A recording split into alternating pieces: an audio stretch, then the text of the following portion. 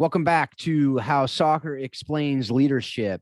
Thank you again for being a part of the conversation. I'm Phil Dark, your host. Paul Jobson, as I say every time, it's true again this time. He is always bummed when he's not able to do the interviews, but it's something that we get together every few episodes and we talk about these great conversations that I get to have. Today is no exception. I have Robbie Handy with me.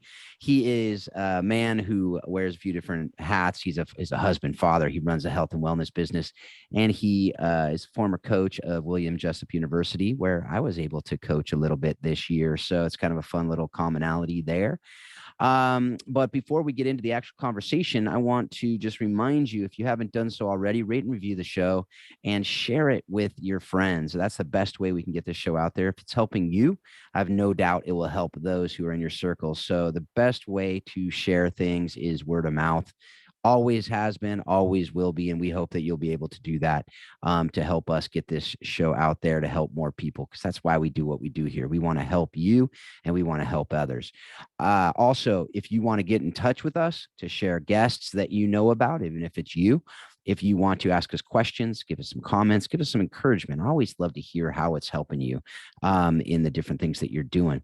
So if you could send me an email, phil@howsoccerexplainsleadership.com. You can also join the Facebook group, How Soccer Explains Leadership. We like to keep it simple for you around here. So without more from me in these preliminaries, Robbie Handy, how are you doing? Bill, doing good, man. I appreciate you having me on here, and excited to be here, man. Yeah, I'm excited for this conversation as well. We got to know each other. I think it was just Facebook. You'd made a comment or something. I forget what it was exactly. And then I saw that you coached at Jessup, and I was like, wow, that's really cool. Let's connect. You're also in my old stomping grounds. You've moved out to Nashville, Tennessee, and just south of there, and you're running this health and wellness business. So I just love to hear from you.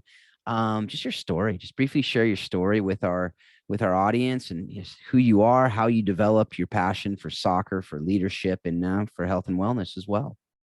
Yeah, no, appreciate it. So grew up in Marysville, California, just north of where you're at currently. And sports was just part of the family. So I grew up playing a wide variety. If it had a ball involved, I was all game and interested in it.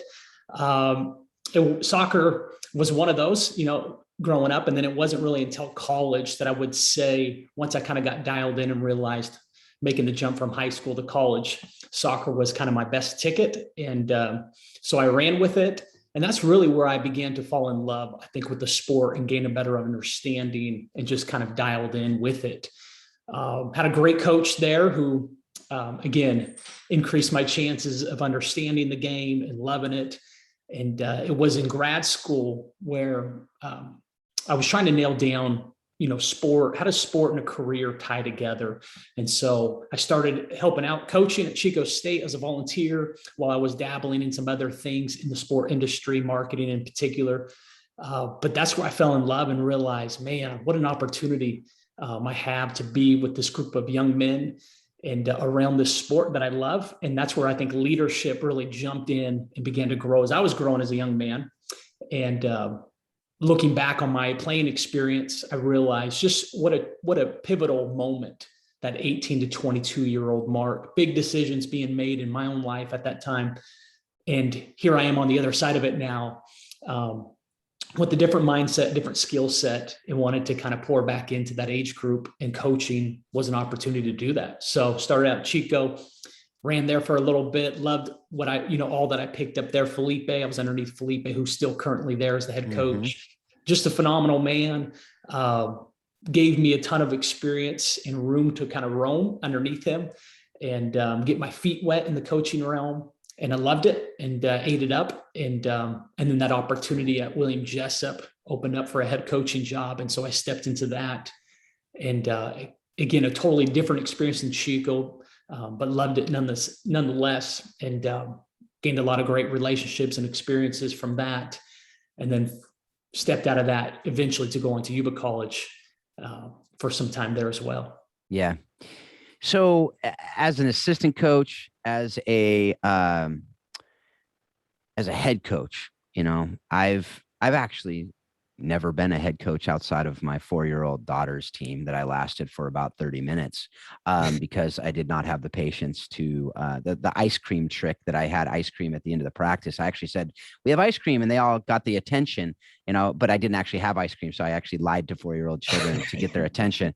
And what I didn't know on top of it was that the coach, the previous week actually brought ice cream at the end of practice. So I was not only a liar, but I was somebody that completely, let them down on every level. So that was my head coaching experience. It lasted all of 30 minutes.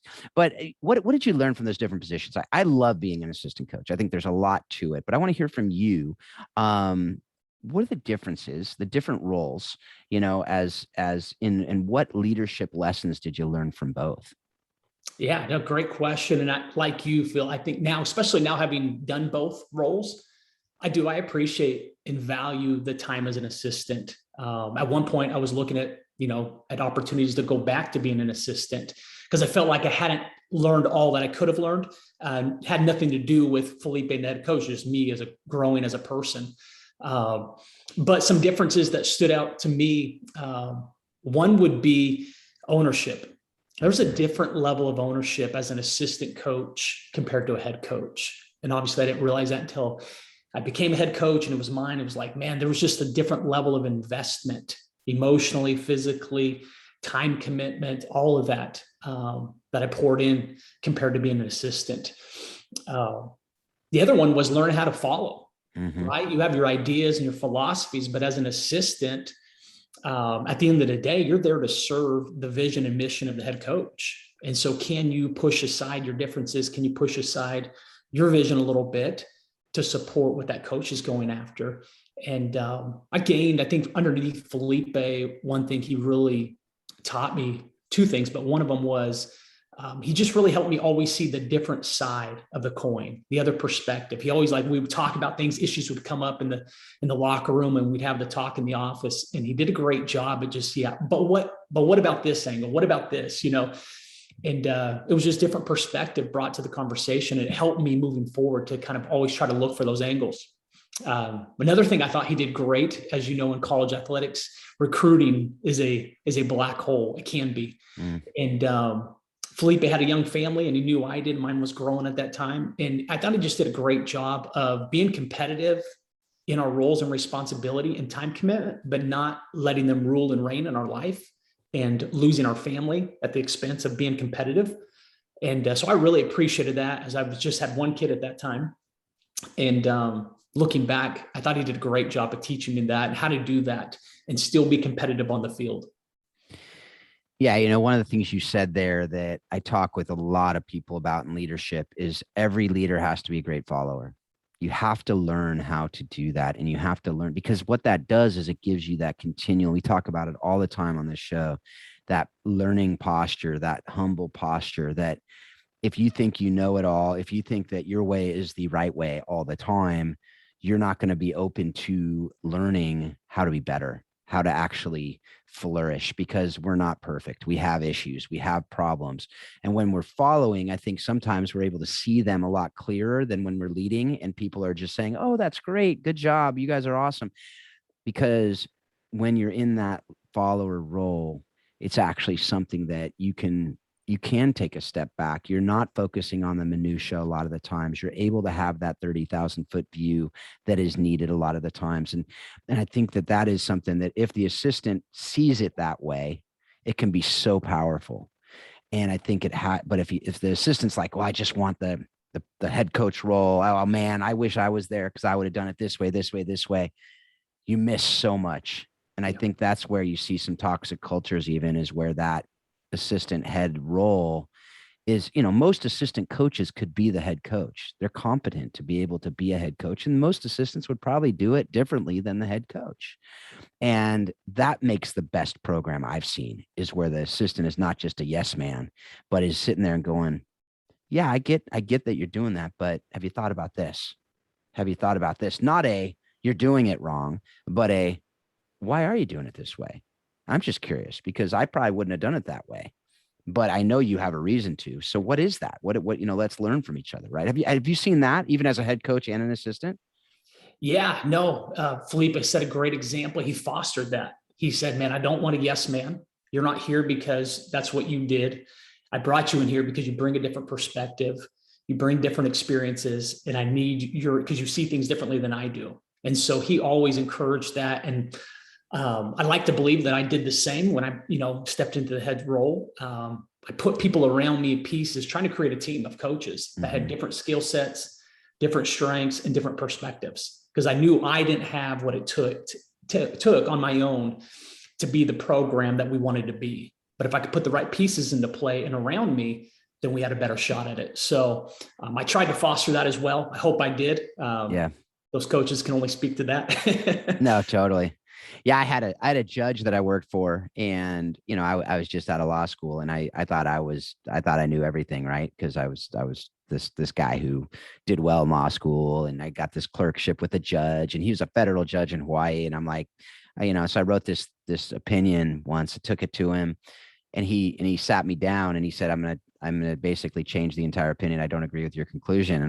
And so I literally argued with a federal judge in his chambers, and he looked at me, and I was leaning up against his desk, and he literally looked at me, and he said, Phil, first of all, sit back in your chair.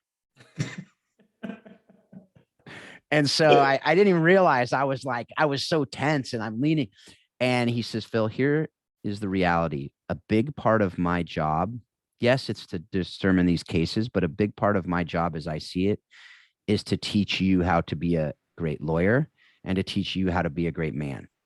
Mm. And that has stuck with me in everything I do. This judge could have been an arrogant, but instead he sat there and he says, I'm a teacher. I'm here. I'm a mentor. Yep. I have a role in your life that's not just boss, but it's, and that stuck with me so much, because if there was anyone who could be arrogant and I'm just here to tell you what's what, it's the judge in a federal courthouse.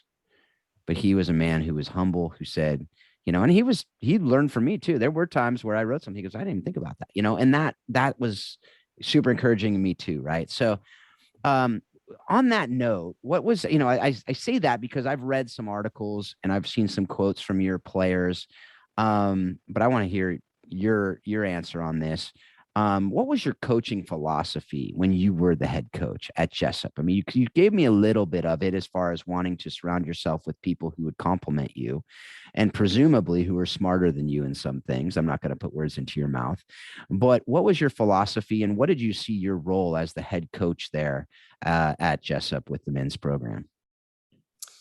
Yeah, I think above all else, I was there to raise, in some sense, as much as a coach could raise up, but I was there to raise men before players, right? And kind of like you talked about, mentoring and teaching. And so I knew I wanted to see the results of that, the fruit of that, until many years later. But that was my goal: is how do I foster a culture here that teaches men how to be men, and at the same time compete without compromising their character. At Jessup, we are a faith-based organization and a Christian university. And somehow I saw a disconnect between being competitive and yet carrying Christ-like character. And I thought, you don't have to sacrifice one for the other. Mm-hmm. Like, if anything, let's be the most competitive person out there, but yet carry some character as well and not sacrifice those things. So that was kind of, I think, the overarching philosophy is raising men and players, next, making the most out of what we had. I mean, I didn't think you had to teach somebody that you stepped on the pitch, you wanted to win. Like, that was a given, I thought, in my time. But more important was, how did I teach them how to respond to the result that might be out of their control? Because could we focus? I saw and heard in the locker room, in practices, in clubs that I would sit and watch, observe, and as I was recruiting, but so much time and energy was spent focusing on things out of their control. And I thought, man, what a waste. Like, how do I help these guys put their time and energy on things that they can control, and the result will take care of itself? And then how do we view the result? And more importantly, is not necessarily control the result, but most importantly, how do we respond to the result? Win or loss, there's a healthy response in both of those. And so helping them kind of navigate those waters and the disappointments that come in competition and the victories, and not letting the highs be too high and the lows be too low. Like, how do I kind of minimize those?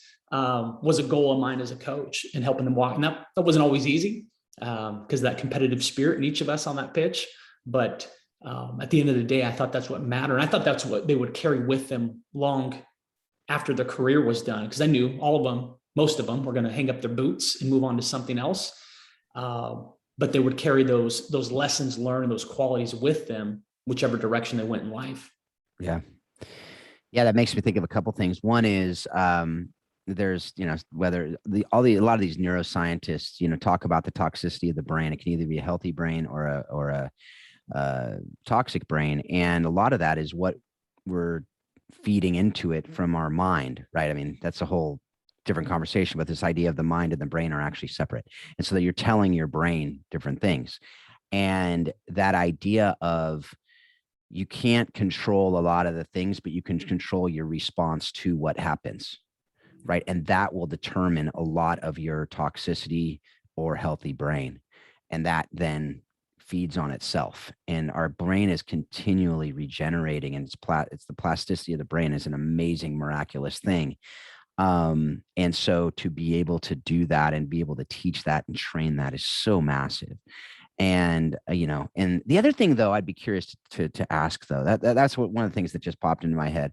Nice light topic, of course, that, whatever. But the other thing with that is, and this is something we talk about all the time in leadership, we talk about, how do you measure success? Right. So in that program, how would you say you measure success, even if it's after the fact, like now you're looking at it? You talked about it a little bit, but when it's not simply wins and losses, how do you measure success? If your year-end review, they come and say, hey, you were, 4-8, that's a failure of a year, but you felt you were successful. How would you explain that?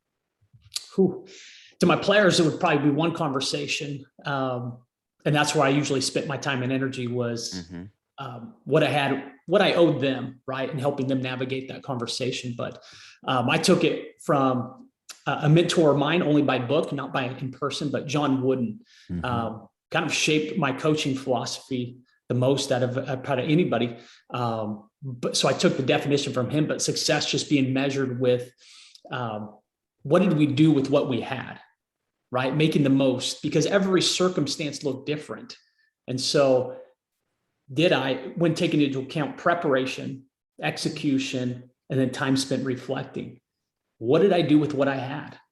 And if I can look at myself in the mirror and say I prepared and did everything within my preparation, I executed at the highest level that I was capable physically and mentally, and then I took time to actually learn and look back and see what I did and what I can improve and what I need to take with me and leave behind, then I could have a level of peace looking in that mirror and saying, I was successful today. I was successful this season. I did the best I could with what I had, because you get into trouble when you start measuring and comparing with the person next to you. And we're so quick to do that as athletes, as coaches, in media, right? Win-loss record, this coach versus that coach, this player. But the reality is, there's so many variables that play into the success, the win-loss of that moment, that it's so hard to compare apples to apples. And rarely is it apples to apples. So I tried to help just remind them, because they were quick to do that as players, of, look, man, this is what we had. This is what we did. Were we successful or not? Yeah. And that one of my favorite quotes out there, C.S. Lewis, I'm pretty sure it's C.S. Lewis. Somebody told me it was, is comparison is the thief of joy. Yeah. Right. And I think we get caught up in the comparison game. We get caught up in, how am I comparing to other coaches in my conference? How am I getting compared to the coaches that I know? How am I comparing to my mentor, to my brother, to my sister, to my friend? Whatever it is, we tend to gauge our success based on others. Yep. Rather than, as you said, what we are given and what we are doing the best with what we have. Because the reality is, I'm not you, you're not me. If I compare to you and say, wow, you're living in Nashville and you have this house and you're doing this business, and wow, you're hitting these numbers. Well, I'm a loser. Right. Well, I'm not doing anything near what you're doing. It's totally 100% different. so to say, but there are ways to gauge success. And what I used to always say with our community that we used to have in Honduras with the ministry that I run is we're not going to know whether we succeeded until 20 years from now. Mm. When these kids are actually in society, are they in marriages that are intact? Are they loving their children as moms and dads? Are they loving their spouses in great ways? Are they leaders in their community? Are they doing what they were created to do in amazing ways? Like, those are the success measures. Yeah. Whether they get an A on the test, that could have a lot of variables that I can't judge each kid on success based on the grades or the this or the that test scores. There's so many variables that go into those things. So yeah, that's something that I totally agree with what you're just talking about there. And would you have you thought about, do you have a personal why statement, like a life purpose statement? No, I would say I'm currently trying to nail that down. As far as I think my future why, I know right now my why is to be the best possible, that I'm physically, emotionally, again, taking all those things into account, that I'm capable of, first as a husband, and then in that order, and then as a father. I have 4 young ones, and just know right now my mission in life is to pour into these 4, raise them in all the things that I believe to be valuable, in developing that relationship with them, and just kind of, helping them navigate these young years in their life. So that's where my time and energy goes. And, but I would say at the end of the day, if you were to ask me, fast forward 40 years, 50 years, what do you want to look back and say you did well? And do you want to regret? And I would never regret giving all my time and energy to my wife, to my kids, and pouring out from there into the community and whatever else circles that I walked into. But that's my big whys, to maximize that time, because it is limited. Yeah, no, absolutely. All right. So we mentioned at the beginning that your resume includes coaching, yes, but it also includes, running a health and wellness business. And so at some point you left William Jessup, which is in Rockland, California, and you are now south of Nashville, Tennessee. So at some point you stopped coaching. Why did you stop? And what are you doing now? Yeah. So Jessup, I was hoping to have a 20, 30-year career, one job, head coach job. That was kind of my idea in my head. But it would not align with that. I wanted to stay there. My family was growing at that moment. It was a part-time financial role, and it just wasn't going full time. And so at that point, I believed God was kind of calling me out of there and stepping away. I didn't know into what, but I was just willing to obey and step. So I stepped away, let the next guy in to keep the program rolling after that season, with no direction. So I got involved in substitute teaching as a job. And then I was called about another coaching job at my local community at Yuba College. So I stepped into that temporarily, got involved there and spent some season. But during that time, that was my wife and I were going through kind of a transition of how do we create a life that gives us a little more freedom and control over our time and over our finances, as we were looking to be together a little bit more as a family. And I just knew coaching college had a limitation in those areas that were of greater priority than coaching and winning and doing all that, which I love, and I love competing. So it was hard to step away and be willing. So we started this health and wellness business to see what it could grow and develop into while continuing to coach at Yuba College. And it grew and eventually allowed me the opportunity to step away. So I stepped away from coaching and really just to be available for those kids of mine that were growing. At that time, we had 3 and we added our 4th.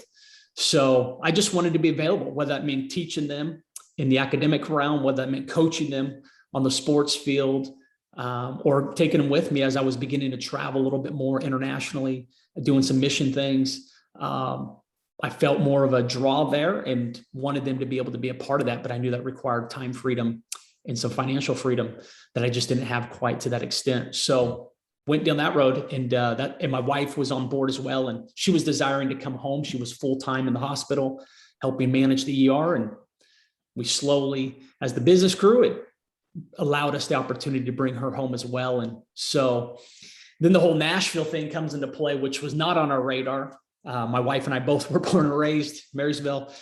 all of our family within 20 minutes. Life was good. We weren't trying to get out of there. But in November of 2019, individually, my wife and I both, God began to highlight Nashville, Tennessee for some reason. Mm. And it led to a series of conversations. One, it led to a trip out here to kind of explore and find out more. We didn't have great clarity on why here and what specifically, even though we knew we could continue doing life here as we were there working from home. We were home, kind of a hybrid homeschool, charter school with our kids. But we felt the peace and the unity of stepping out and kind of in faith to come find out more, and believing as we stepped out in that God would reveal more as we walked into that, compared to revealing more from the comforts of our couch in California. Yeah.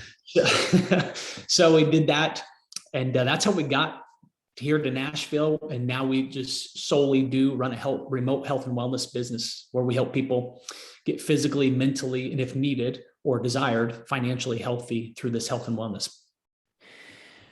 So how are you using what you learned through soccer as a player, as an assistant, as a head coach, as you're helping these clients? Yeah, Phil, I'm just dealing with a different age group, but you're dealing with humans, and humans bring all kinds of things, just like players brought their home life, they brought their academics, they brought their relationship issues to the field, right?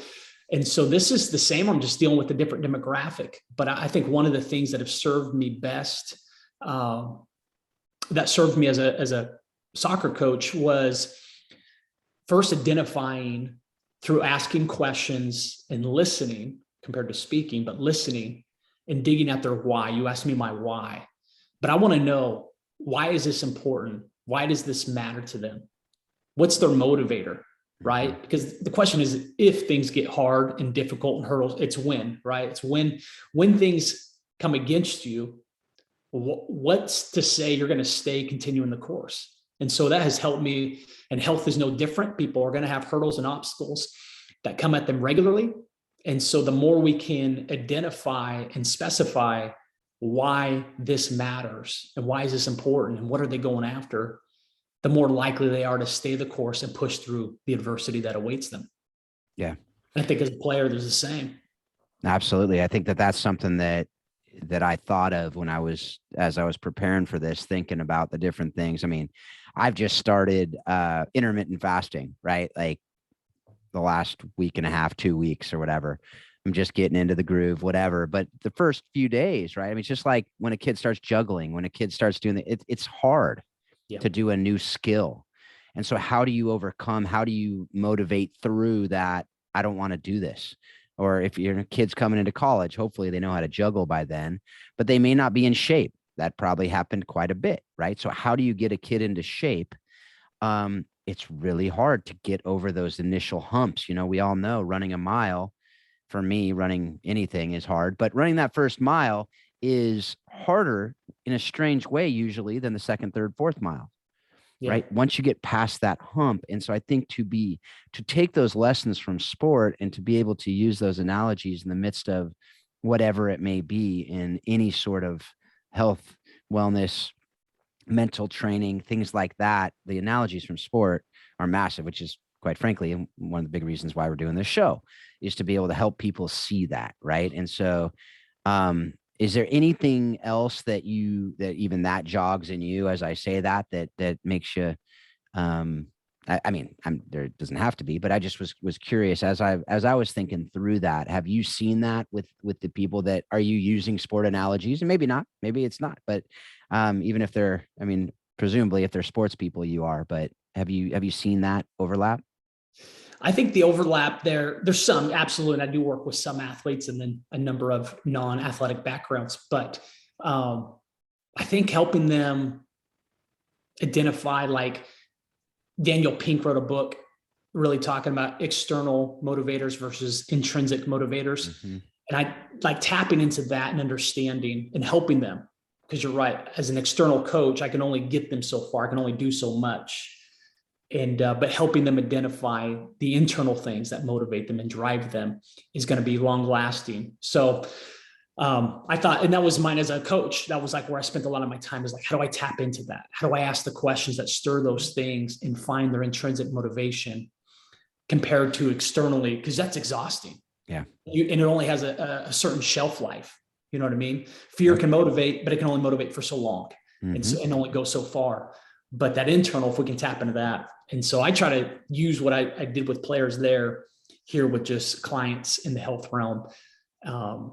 When they are able to do that, then I know the likelihood of them long-term success, man, it just goes up and up. Yeah, absolutely. That's that right there. What you just talked about is really that difference between have to and get to, right? If you have to do something, if it's duty, if it's guilt, if it's manipulation, if it's something like that, that will be a short-term gain. That you'll get some stuff, you'll get some compliance, right? But if you want that long-term, it's got to be out of a get-to mentality, right? And again, C.S. Lewis, I quote him a lot because he was a pretty brilliant dude, but he said duty is a substitute for love, right? You would never, it's basically a crutch, and you'd never use a crutch if you could walk on your own. Yeah. And you'd never use duty if you actually loved. And in this instance, you would never use that duty, that have to, if you actually have a get to. It's such a different way to do things, and so that's basically what I heard there. I mean, is that what you're saying? I don't want to put words in your mouth, but yeah. So no, that's good. That's a great way to put it. And C.S. Lewis, he really has a way with words, doesn't he? Yeah, he sure did. He sure did. Yeah. So, I remember, just with my kids, if they do the dishes on their own, they have a joy when they see that mom and dad are happy. But if I ever ask them or tell them they need to do the dishes at any given point, it's like World War III breaks out in our house, so it's amazing, the human psyche, right? I mean, how it's no different with 6-year-olds, 8-year-olds than it is with 80-year-olds, right? It's just, if you tell someone they have to do something, most people, it just doesn't sit quite right. Whereas if you say, hey, we get to do these things, it's pretty amazing. Just that it's a gratitude that comes out of that. It's an ability to go, wow, I'm able to walk. We don't even think about that, right? I'm able to breathe. Wow. I mean, we had the fires here recently and we couldn't go outside because the smoke was so bad. When I went to Delhi, India, I had, it was like 700 on the air quality index. It was crazy, right? But to then get a fresh air day, you're like, wow, the wind shifted. This is amazing, right? We take things for granted, right? So to be able to see that is amazing. So, that brings us to the last couple. That was a similar question to these last couple, but the questions we ask all of our guests. I mean, the first is, what are a couple lessons you learned directly from the game of soccer that you have used in your marriage and your parenting? Man, yeah. As I was thinking about that, an instant jumped out to me as a coach with a player, and he really taught me a great lesson that I hadn't learned at that point yet. And communication was the key. But he had just shared with me, I could obviously see the body language wasn't happy. His playing time, I just associated with, he wasn't starting, which was typical with players, right? And just that battle between starting, subbing, and seeing their value and all that. But through a conversation with him, I just learned, like, if I would have given some more time to communicating with him and given him more context to where I had landed in my decision, that would have squashed it. It would have been enough. It wasn't necessarily the result that was frustrating. It was the gap that the communication that I had failed to share. And so I've seen that when I get into issues in my marriage, in my relationship, when I see a disconnect in my parenting with one of my kids, which there's plenty. So I have a lot of moments to learn. I'm a little slow learner, but God's just seen me as he's going to get a lot of chances here. But it usually boils down to, Phil, is my inability to communicate in a way, whether it's giving enough information, saying it clearly to where they can understand and comprehend at the age, because I have various ages. Is it me willing to open up and be vulnerable and share with my wife what really is bugging me? And and I'm just learning and seeing how many issues I could have bypassed if I just would have communicated a little differently, more effectively, a little more. Yeah. And we see that in the game itself too, right? Like if you're not communicating if it's two center backs aren't communicating, they're going to run into each other, or any defenders, right? If you're not communicating, the keeper doesn't say keeper and they run into each other and they bang, and then the striker just has an easy walking goal, right? There's so many times you see in the game where communication doesn't happen and bad things happen. Oh. And then the flip side of that coin, when communication is happening, when you have a keeper who actually organizes the defense and the midfielders and is kind of, when I was in high school, I talk a lot. I mean, anybody who listens to the show, you realize I talk a lot, but I had my players in high school who would say to me, like, you're part of our brain when we're playing. When you're not back there, like if I didn't play a second half or if I didn't do whatever, they'd be like, we're not quite all there. It's a little off because I was constantly talking and sharing, and I'm a student of the game and I have been pretty much my whole life. So it's to help them understand where they can go, what they can do, how they can do it, right? And that's part of it too, where you have that communication. It seems to be more of a well-oiled machine when you have that, and there's trust too, right? So I think that's the key too. There needs to be trust. I developed trust by when I said things, they knew it was, they found it to be true. When I said, you have time, I didn't say that. And they turn around and they have a dude right on them. Right. And so I think that with your kids, that with your players, if you don't develop that trust and earn that conversation, you can't just be an absent dad till they're 15 and all of a sudden show up and be like, now you got to be a man. Here's how you be. They'd be like, who are you? Right. And what are you talking about? Right. Yeah. And with those players, you got to earn the trust. You got to earn the respect. You got to earn the credibility. With your kids, you need to do the same thing, folks. With your wife, with your husband, if you're a woman listening, you need to earn that conversation. And when you break that trust, it's hard to earn back, right? Like, so, and sometimes you can break trust by not communicating. Yeah. Right. So yes. Yeah, no, absolutely. I think it was John Maxwell said,